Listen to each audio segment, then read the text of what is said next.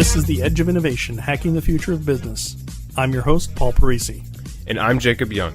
On The Edge of Innovation, we talk about the intersection between technology and business, what's going on in technology, and what's possible for business. So we're here today on The Edge of Innovation. We're talking with Greg Arnette. Currently, now you've got a new title, but I'm going to call you the founder of Sonian. But some stuff has happened, and we'll get into that and all that. But you're an entrepreneur of a long time, pretty much probably your whole life. Yeah, it's been 30 years thinking about ideas in the tech space, creating companies to solve problems, and moving on to the next thing. And so now you were just acquired. Right. Sonian was just acquired by Barracuda. Yes. Which I think had at the same time gotten acquired by somebody else, or there was a sort of cascade of acquisitions there? There was. So in early November of 2017, Barracuda completed the acquisition of Sonian, and then about a month later they announced that Barracuda would be going private. I see. So Barracuda was a public company at the acquisition of us, and then a private equity firm in San Francisco called Thoma Bravo took Barracuda private. Okay. And well, now we're a private company. Wow, interesting. So it's a common trend you see these days. Dell did it, and Rackspace did it. Yeah. And GoDaddy did it. So you were an overnight success that took 10 years. 10 years, and I would say, as a distant observer, a lot of hard work. It was. You guys did some hard work. Yeah. So you were tired after IntelliReach. Were you tired after Sonian? Not that they were after it yet, but was it as tiring, or had you learned more or dealt with it better? Certainly had better mental tools to deal with stress, startup world, raising capital, dealing with board of directors, dealing with investors, growing companies, and so forth. I would say tired, maybe a little fatigued, always excited about what's next. Yeah. Excited about finding that next problem to solve, taking the latest in technology trends and turning it into a business service Right. kind of thing. So do you have things you're excited about now? So right now I'm focused on helping Barracuda go to the next level.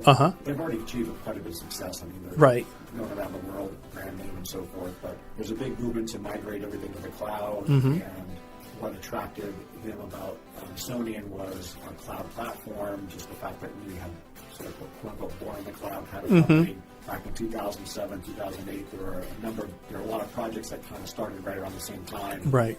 And they all kind of ran for about 10 years and got acquired and went public. So Right. It's sort of a traditional path. Right. By SaaS. Okay, so let's shift it a little bit. So that's sort of your professional background. And we talked a little bit about growing up in technology and the right end of a soldering iron. So what's the coolest piece of tech, physical piece of tech you've seen this past year? Oh, interesting. It's funny, I was probably, just this past year, the coolest piece of tech are the Apple AirPods. AirPods, okay. Yeah. And why?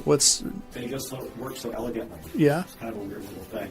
I just got a pair that after looking at them for a long time. Right. And trying out different wireless earbuds, Bluetooth-based earbuds for listening to a podcast or talking on the phone Yep. on my iPhone. I just think the product packaging, the seamless usability, Yep. just everything is just magical to me. It's Yeah, tiny. I was really impressed. Pick one thing. Well, no, we'll go get into some others, but so that would. But of all the things, that's really the coolest that you think. It's sort of the newest for you. It's pretty new for me. Yeah, sure. for you. It's been around for a while. I thought it was really the little package it comes in, or the charging case. Yeah. That's ingenious. That's Yeah. really cool. Well done. Yeah, just the way they connect so seamlessly to your iOS device. Right. And this is after backing probably 3 or 4 different Kickstarter campaigns for various other attempts to do what the AirPod has done. Wow. I even have one of them. It's just like an Anchor or a really popular USB company. Yeah, Anchor. yeah. I think you're right. They have a division that's focused on audio. They came up with their version of this. Okay. And just trying to blank on the name of it. So I finally got my Kickstarter Oh, really? award. Oh. This is going to be great. This is before I got the AirPods. And I couldn't fit the darn things in my ear. Oh, wow. I had those complicated gel inserts, and it just felt so uncomfortable. I said, this is not going to work. Oh, man. So I'm going to go for the AirPods. So now you obviously use an iPhone. Do you have an iPhone 10 or what do you have? Really old in that function. I have an iPhone 6S. That's what I have. That's what I have at Plus. Oh, the bigger size. Yeah, the bigger size. So after having the original iPhone for way too long. Okay, why do you not have a 7, 8, or 10? For some reason, around my phones, I'm not saying whether being conservative or just being thrifty. Okay, well, you're New Englander, so you got to be thrifty. But I saw an article recently that said, don't get the iPhone 8 or 10, just get the 6S. It's really all you need for it. So right. I bought a refurb 6S, and it's been great. You bought a refurb one on top of it? From Apple, yeah. Wow. Just bought it outright, didn't do the phone leasing or whatever. Just for some reason, I like to own my phone. Yeah, me too. I know exactly what you mean. And I don't want to spend a lot because I'm afraid I'm going to drop or break right. it. And at some point, I do lust after that iPhone X. Yes.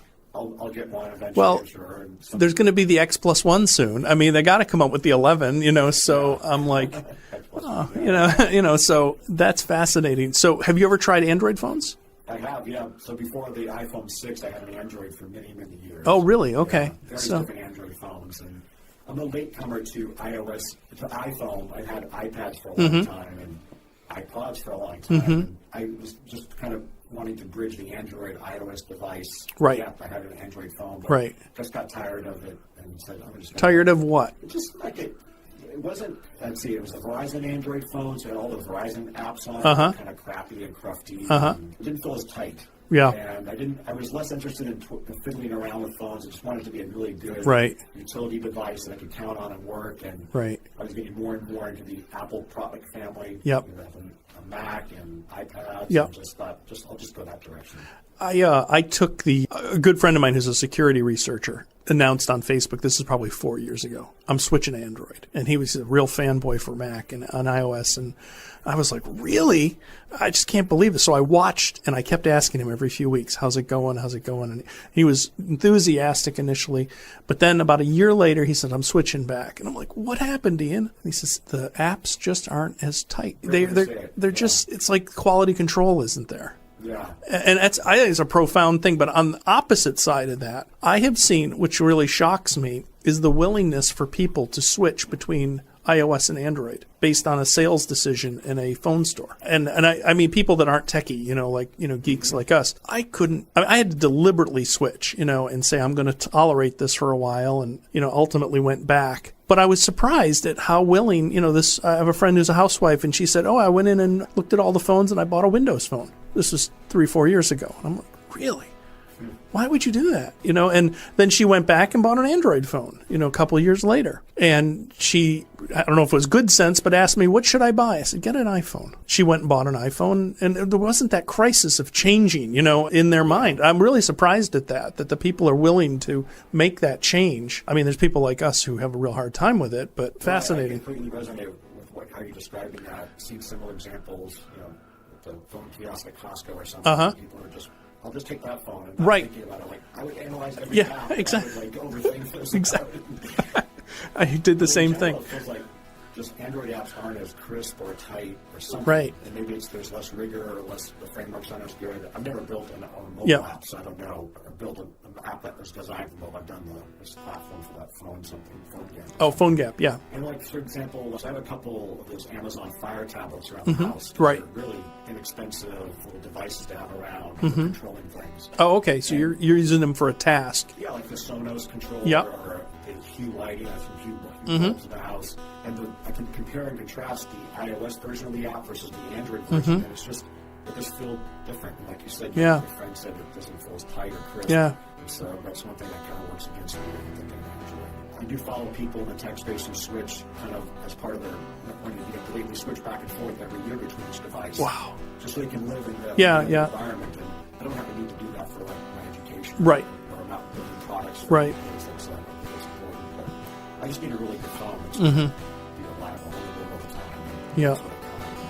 Yeah, that's the biggest frustration I had with, I bought a OnePlus, and I bought the second version and the third version, and there'd be times when I couldn't answer the phone.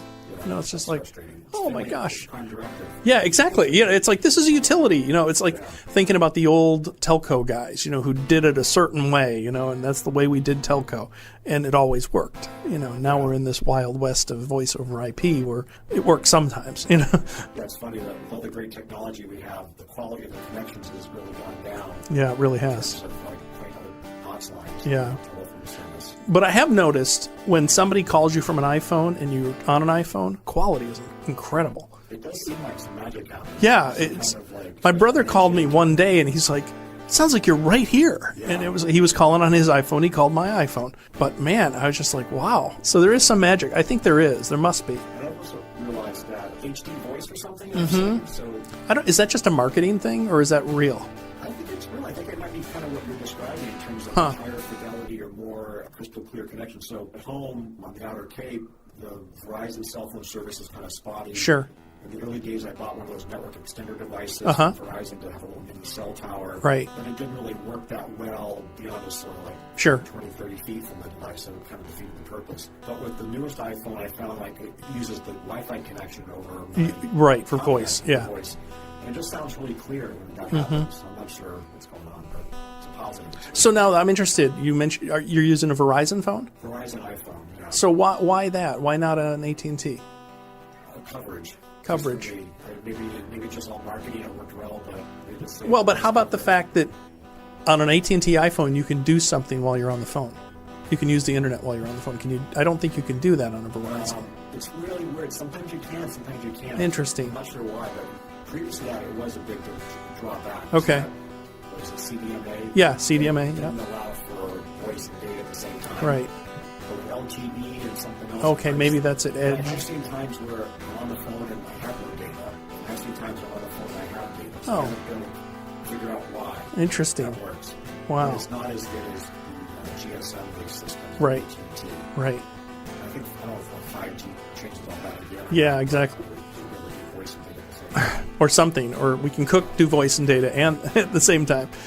It could be in some cases I'm doing a voice call, I don't realize it. Yep. It's all data. So that might be why. Yeah. Sometimes it doesn't. Interesting. Okay, so what other things in technology are real cool and zippy? Beyond AirPods. Beyond AirPods, yeah. Well, I mentioned the lighting stuff again. Right. Next generation. So are you reinvigorated about that? Or was there a lull in it? Sort of you put it in, it worked, it aged, and now there's a whole new world with the lighting. It's quantum difference. It is. It's amazing how fast it's changing. And it feels like every 6 months there's new advances in that area, just in time to help us save our planet. Right, exactly. Low wattage, high fidelity bulbs. Well, I just put in I have a 2004 Acura MDX. Works great.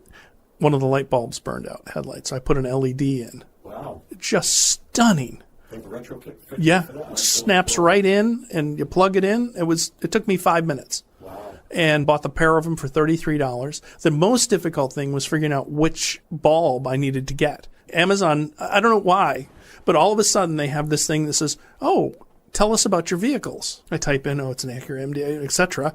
Oh, here's all the things you can buy for your vehicle. So you can register your vehicle there. And they had suggested the wrong bulb. They sent it to me. Couldn't fit it in. Sent it back, got a different set, plopped it in. And man, it's brighter, it's whiter, it's just fantastic. Wow. A real pleasant experience. Really better than I thought. So that's interesting. I was wondering if that was going to be a possibility, is to retrofit yourself right. to LED bulbs. Yeah, and it happened without us even knowing it. Nobody gave us the memo. I don't know why. Yeah, I sort of stumbled upon it. Exactly. Or Amazon surfaced it for you. Right. The machine learning, artificial intelligence. Yes. That they know everything about you. Yes, it was like, wow. Yeah. Does your organization need help with your IT? Savior Labs is a Boston IT firm that cares for your business and team. We solve problems so you can focus on what you do best. Talk to us today about your biggest technology problems. Just follow the link in the show notes and enter the code EDGE for more information.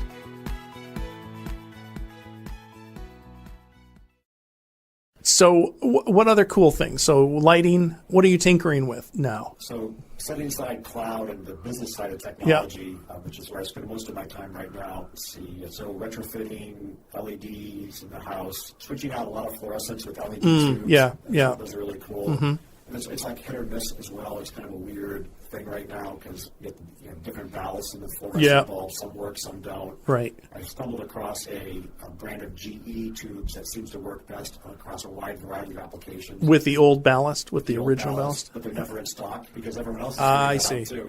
So you made the choice of changing the bulb to work with the old fixture, old ballast. What about stripping the ballast out and putting in just like, if it were 10 years from now, you wouldn't be looking at a retrofit kit. No. So why not go with what we would go with in 10 years, 2 years, or whatever it is? Because I'm making the same decision. My wife has a plant light, a nice tiered plant light, and it has all these expensive bulbs in it. Mm-hmm. that are 15 inches long and they cost $20 or $30 a piece, grow lights. And I'm saying, well, I can buy new grow bulbs, or I can buy LED grow bulbs that work with the current ballasts, or I could just retrofit the whole thing. What would you do? So I just went through the exact same process. See, this is perfect. I was planning this is after studying a number of different websites and trying out some things that Costco had. They have some LED kits. Yeah, they sure do. At&T company, which didn't really work out for me so well. So I was on a plan to basically bypass the ballast by sealing fluorescent fixtures in the garage. I bought the replacement, what do they call those, the things that bulbs plug into? I can't think of the tombstones. Tombstones, I just learned that yesterday. So I bought the right tombstones. This is probably a 15-minute rewire per fixture. Okay. And then a friend of mine said, hey, I found these bulbs that someone had told him that you don't have to do anything. Just put them in and they work. I tried it and it actually worked. And said, okay, I can save myself the time now. Okay. Down the road, I'm sure these ballasts will eventually give out. Yep. I'll just do that rewiring trick then. Okay. And so it's basically was just saving some time right now. Interesting. I prefer to get the ballast out of the picture. Yeah. I think they're probably zapping some of the electricity. Sure. Yep. But these lights don't go on for very long, so I'm not too worried about that. So I do like the purity of it. Just get things out of the way. Exactly. Yeah, exactly. Less failure points. Yeah, less failure points. So I'm kind of kicking down the road a little bit of more work off the do. Yep. But this way I can just plug in new bulbs and it's all working fine. Right. And it's also hard to work above your head like that and change those tombstones is not trivial. Yeah. So I might have underestimated actually how long it would take, but I have all these instructions. And the sharp metal up there and it's just... You think it should be easy. When it's down on the desk, it's easy to work on a trough or, a fluorescent light. But in the ceiling, your neck gets all twisted. Right, yeah. So all these things would have... So it would have been one of the projects I probably wouldn't have gotten around to had I not found the plug and play. I've never done that. I've never not gotten to a project. And also, I'm kind of a stickler on color temperature of lighting. Sure. And I didn't want different color temperatures. Yep. That would drive me crazy. Yep. So got all the same bulbs, and they seem to have a long lifespan. Yeah, they sure do. They should work for as long as I probably will have to deal with them. Yeah. So there's the light retrofitting project, and then sort of pulled out a original whole house audio system and replaced with Sonos. Oh, okay, cool. Where do you store your media, your audio? And let's talk about that for a minute. So I've never been one of these people who wants to rip all these movies and store them on hard disks. I don't understand the use case there. I mean, maybe you can offer insight there.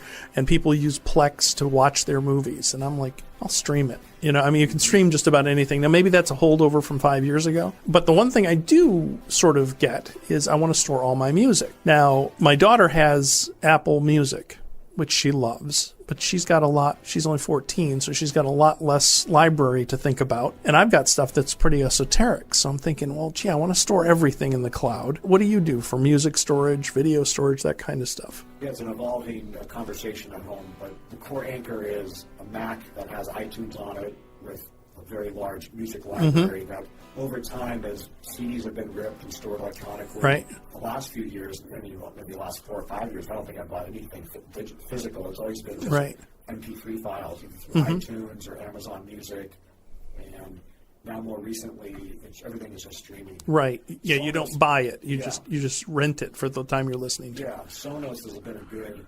It lets you kind of look at across all your sources with a seamless, consistent interface. And I don't think much about whether I have it as a local file in my MP3 or whether I'm getting it from the cloud, whether I'm entitled to it forever, or I'm just sort of renting the song as part of a subscription. Right. And Apple Music has been the primary music subscription service we use at home. Okay. After sort of looking at Spotify and Pandora and stuff like that. Interesting. The Amazon Music is too, I think. Yeah. So how do you differentiate when you choose to play something at home? Do you just say, I want to play this song, and it figures out where it is? Or I'm wondering how Sonos deals with these online libraries, the streaming libraries. It becomes, I think, of a sort of an Uber directory over it, or index, which melds together stuff you have stored locally. So you can build playlists of local and stuff in the cloud or stuff that you stream. Oftentimes, I'll choose a song and say, build a playlist around this. Interesting. Okay.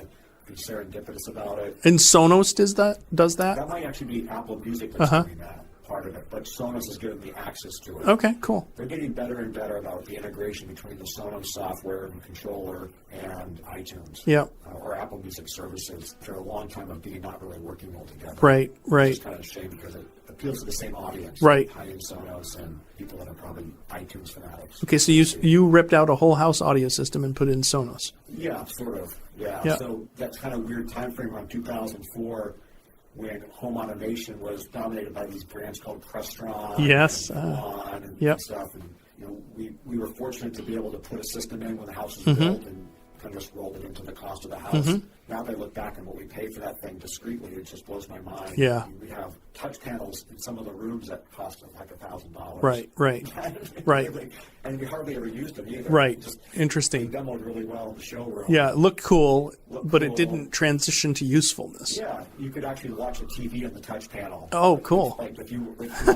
We never ever right, of course. That. You're standing at the door watching the touch panel, yeah. Yeah, so choose that ABC show or something. So paid a lot for something we didn't use. Right. And in hindsight, it turns out the quality of the music, the quality of the audio that was being processed through these big mega room controllers was much more inferior to sort of just a traditional amp. Really? That would power a nice set of speakers.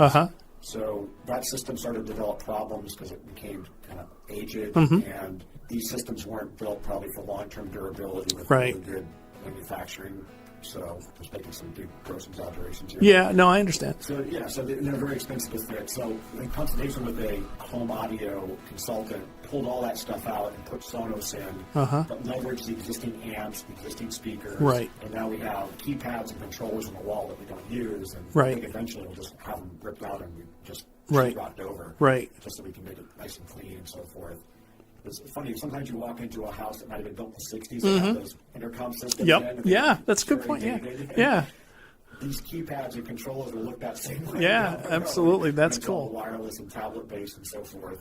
So I was able to replace all the control system with Sonos. And it's the Sonos that doesn't have the amp, it just drives an amp. So I see. Right. Bridges or controllers or something. So do you do much with home automation? Are you using Z-Wave or Zigbee or Insteon or any of that? I think I will in the future. Oh, really? So this is... I'm not sure which one yet, but right now the home is built for the audio system and was a separate system, home controllers, and then the lighting system was based on Lutron, right. the Radio RA, which was pretty state-of-the-art a long time ago, but you couldn't control it with a computer. It's a kind of a closed system. Right. And I'd like to replace it with the modern version of all that. Yeah, cool. Down the road. Well, when you're ready, let's talk. Because we had X10 for the longest time, and we switched to a combination of Insteon and Z-Wave. And we basically support all the protocols. You can get any device and integrate it. It works really well. Yeah, I'm curious around that. Yeah. I had a big X10 thing prior to the Lutron and the bridges and the controllers, and I actually just have a whole box that I want to bring to the place to recycle electronics because it's just not useful anymore. That's right. It's true. It's very true. Yeah. The programming the macros and all that kind of stuff. Yeah. Things on and off. It was hit or miss though. Yeah. Well, it's gotten a lot better. So it's gotten a lot better. Yeah, there's a lot of improvement there. And then just kind of figuring out what system to be the anchor, right? What's your hub strategy? What Amazon's doing with Alexa is pretty cool. Yeah. Do you have an Alexa? Yes. You use it? Yeah. So, for simple things. Did you hear the story in Gloucester? I was asked to comment on this. It happened. A young 6-year-old boy broke into his neighbor's house and stole some money. And the woman, who was the owner of the house, got home and her house had been broken into. For some reason, she thought to go to Alexa and listen to say, what was spoken during this time. And it was clearly this little kid talking. Oh, because... He was muttering in the room, and Alexa picked it up.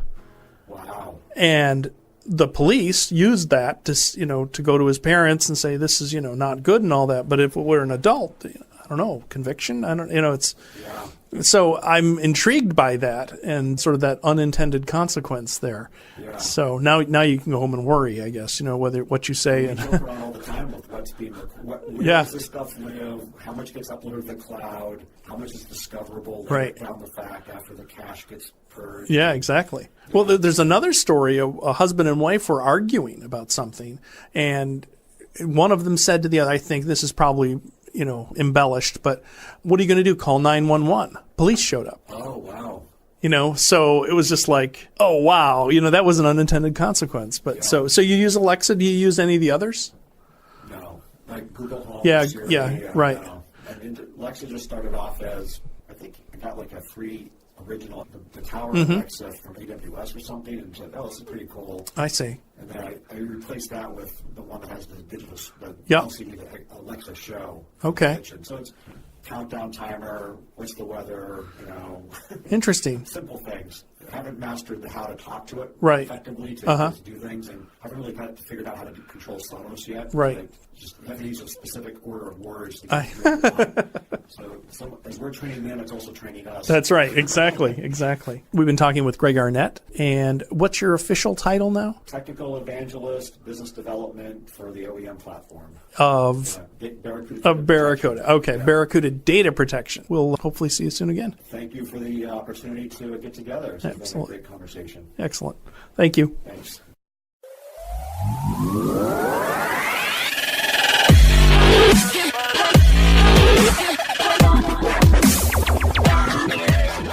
The Edge of Innovation is brought to you in partnership with Savior Labs. Savior Labs exists to help businesses mature and strategize for the future. Learn more about Savior Labs at saviorlabs.com. Thank you for listening to this episode of The Edge of Innovation, Hacking the Future of Business. For the show notes and more information about Paul, please visit paulparisi.com. The Edge of Innovation is produced by Jacob Young in conjunction with copious amounts of coffee. Music on today's episode was from bensound.com.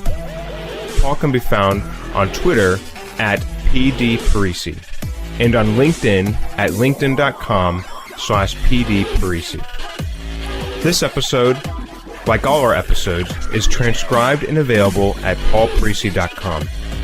Thanks for listening, and we'll see you next week.